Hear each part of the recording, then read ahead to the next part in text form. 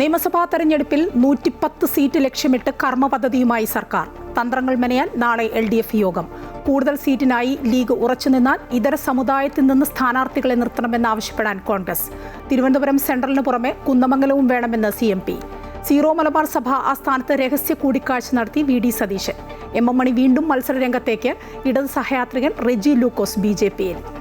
ശബരിമല സ്വർണ്ണക്കൊള്ളക്കേസിൽ ദേവസ്വം മുൻ secretary S. Jayashree SITക്ക് മുന്നിൽ. ചോദ്യം ചെയ്യലിന് ഹാജരായത് കോടതി നിർദ്ദേശപ്രകാരം. പത്മകുമാറിന്റെയും ഗോവർദ്ധന്റെയും ജാമ്യാപേക്ഷ ഇന്ന് ഹൈക്കോടതി പരിഗണിക്കും. ദേവസ്വം മുൻ അഡ്മിനിസ്ട്രേറ്റീവ് ഓഫീസർ ശ്രീകുമാറിന്റെ ജാമ്യാപേക്ഷയിൽ വിജിലൻസ് കോടതിയിൽ ഇന്ന് വാദം.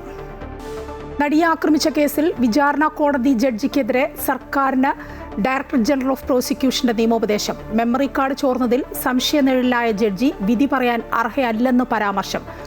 ബലാത്സംഗ കേസിൽ രാഹുൽ മാങ്കൂട്ടത്തിന് കുരുക്കായി രണ്ടാം പ്രതി ജോബി ജോസഫിന്റെ മൊഴി.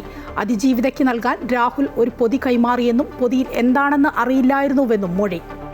പ്രമുഖ പരിസ്ഥിതി ശാസ്ത്രജ്ഞൻ മാധവ് ഗാഡ്ഗിൽ അന്തരിച്ചു. അന്ത്യം 83-ാം വയസ്സിൽ പൂനെയിൽ. നഷ്ടമായത് പശ്ചിമഘട്ട മലനിരകളുടെ സംരക്ഷണത്തിനു വേണ്ടി പോരാടിയ വ്യക്തിയെ. കൈക്കൂലി ആരോപണത്തിൽ ED ഡെപ്യൂട്ടി ഡയറക്ടർ P. രാധാകൃഷ്ണനെ സർവീസിൽ നിന്ന് നീക്കാൻ തീരുമാനം. നടപടി കരുവന്നൂർ ബാങ്ക് കള്ളപ്പണക്കേസ് ഉൾപ്പെടെയുള്ള അന്വേഷണങ്ങളിൽ പ്രധാന പങ്കുവഹിച്ച ഉദ്യോഗസ്ഥനെതിരെ. നിർദ്ദേശം നൽകിയത് നിർബന്ധിത വിരമിക്കലിന്.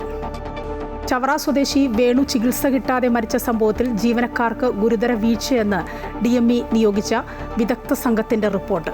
CHC മുതൽ തിരുവനന്തപുരം മെഡിക്കൽ കോളേജിൽ വരെ വീഴ്ചയുണ്ടായി. കൊല്ലം ജില്ലാ ആശുപത്രിയിൽ അടിയന്തര ചികിത്സ നൽകിയിരുന്നുവെങ്കിൽ ജീവൻ രക്ഷിക്കാമായിരുന്നുവെന്നും റിപ്പോർട്ട്.